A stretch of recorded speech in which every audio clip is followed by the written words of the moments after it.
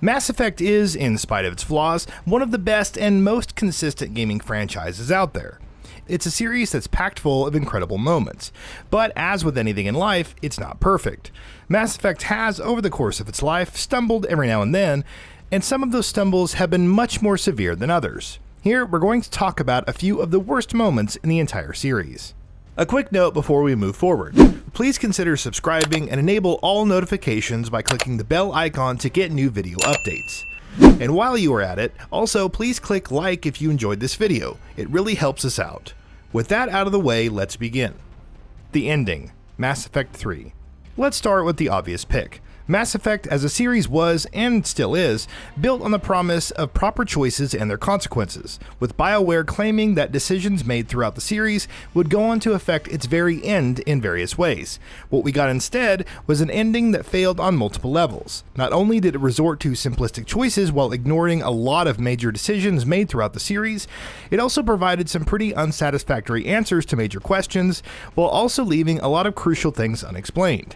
Sure, the extended cut would go on to fill some of the holes, but even so, the ending was not even close to being at the level that BioWare had promised.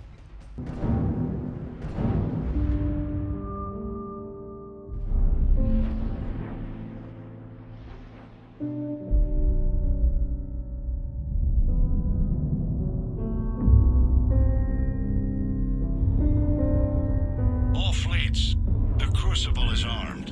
Disengage and head to the rendezvous point. I repeat, disengage and get the hell out of here. Jeff, we need to go. Human Reaper Hybrid Boss Fight, Mass Effect 2. The nothing in life is perfect motif returns again. Mass Effect 2 is an absolutely seminal game and remains one of BioWare's best games ever and perhaps one of the greatest games ever made. But even it's not without its issues, the final boss fight being chief amongst them. Now, the idea of a human Reaper hybrid is actually a really cool one on paper, and certainly makes sense within the context of the game's story, which sees Reapers and Collectors abducting entire human colonies. But the actual boss fight is not that great. It's a generic, plain affair, and it doesn't help that the actual visual design of the hybrid isn't anything to write home about. Mako, Mass Effect 1. Mass Effect 1's gameplay had the sort of jank and lack of polish that has made the game age much more poorly than its successors, and the infamous Mako driving sections are a perfect example of that. Driving this vehicle is a complete pain. It looks like a tank, and sure, it allows you to shoot guns and cannons at enemies, and lets you drive across large open landscapes, but none of that is as cool as it sounds. The controls are ridiculously floaty, which means driving the Mako is the opposite of fun, and the landscapes you drive across are often barren and empty stretches of nothingness.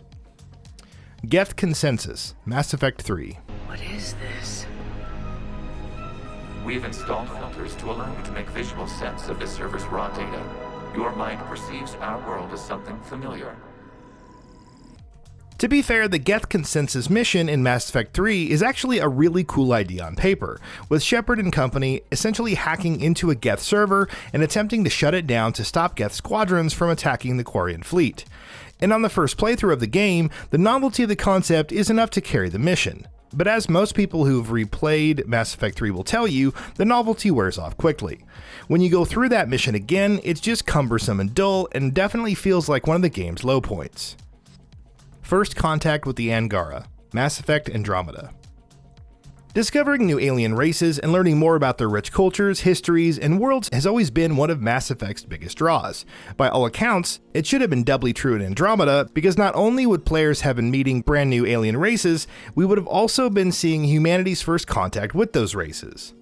That didn't pan out, of course. Not only is the number of new races in Andromeda painfully limited, but the first contact was also lame. Take the Angara, for example. Ryder's first encounter with the Angara wasn't even first contact. Humans and Angara had already met and become familiar with each other, robbing the game of what could have been a momentous and memorable moment. Tali's Face, Mass Effect 3. Quarians not being able to take off their helmets is one of their defining traits, but of course the insatiable curiosity in all of us made us wonder on countless occasions exactly what they look like. Especially with Tali, fans had been asking for a dramatic face reveal for a long time, and we got that in Mass Effect 3 in the lamest way possible. All we got was an in-game photograph, and an easily missable one at that showed us what Tali looked like under her helmet. What's worse, the photograph wasn't even original art. It was just a stock photo that BioWare imported into the game. The writers trying to be funny. Mass Effect Andromeda.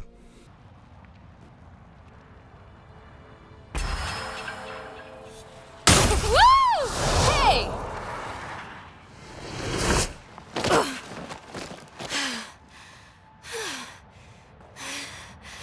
Having fun? Told you I'd show you. Mass Effect Andromeda's younger cast of primary characters tried to take the series in a more lighthearted direction and attempted to inject some youthful energy and humor into the proceedings. It's fair to say that didn't work very well. Anytime Scott or Sarah shot off a one-liner or rattled off a supposedly snappy quip, all that did was make us groan and roll our eyes. Andromeda's writing was far below the level Mass Effect had generally been at, especially with its primary characters, and that was extremely apparent in the game's attempt at humor and banter. Cortez's death, Mass Effect 3. Remember Steve Cortez? No, well, we don't blame you. He was one of Normandy's crew members in Mass Effect 3, and unless you played the game recently, or multiple times, there's a solid chance you might not remember he even existed. Clearly, he made a much stronger impression on Shepard and his companions because his death elicited hilariously disproportionate overreactions in most characters, Ashley in particular. Funnily enough, Cortez only dies if you don't spend enough time with him throughout the game, which means that if he does die, you probably had no chance to form any attachment to the character, which in turn makes the reactions to his death seem that much more bizarre. Kai Lang, Mass Effect 3. The entire Mass Effect fanbase is united in its hatred for Kai Lang, a Cerberus operative who constantly messes up every instrumental thing Shepard needs to accomplish and even ends up killing people dear to him. Of course he's going to be hated, but it goes deeper than that. Kai Lang is unfortunately just not a great character. His entire personality is one note and generically evil, there's no backstory to him in the games, though he does get some in the books, and he just pops out of nowhere. When he finally dies, it's not just satisfying because a major antagonist dies, but also because we no longer have to tolerate his existence. Ashley's Poetry, Mass Effect 1. I cannot rest from travel. I will drink life to the lees. All times I have enjoyed greatly, have suffered greatly, both with those that loved me and alone.